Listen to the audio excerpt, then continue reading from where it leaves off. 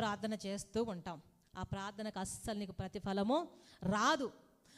ఆ ప్రార్థన దేవుడు వినడు. ఎందుకంటే నీ బాధతో నువ్వు కన్నీళ్ళు విడుస్తున్నావు.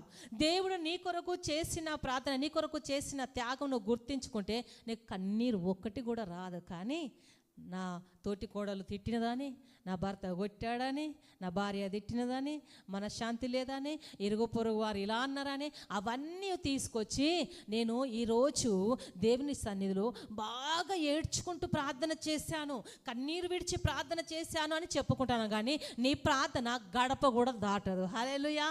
ఆ ప్రార్థన దేవుడు వినడు, గడప కూడా దాటదు. జ్ఞాపకము చేసుకోవాలి. నువ్వు ప్రార్థన ఇతరుల కొరకు కన్నీళ్లు విడవాలి. నీ దేశం కొరకు కన్నీళ్ళ ప్రార్థన చేయాలి. నీ ప్రజల కొరకు, నీ కుటుంబం కొరకు, నీ చుట్టుప్రక్కల వారు నశించిపోయిన దాని కొరకు నువ్వు కన్నీళ్లు విడిచి ప్రార్థన చేస్తే ఆ ప్రార్థన దేవుడు వింటాడని మనం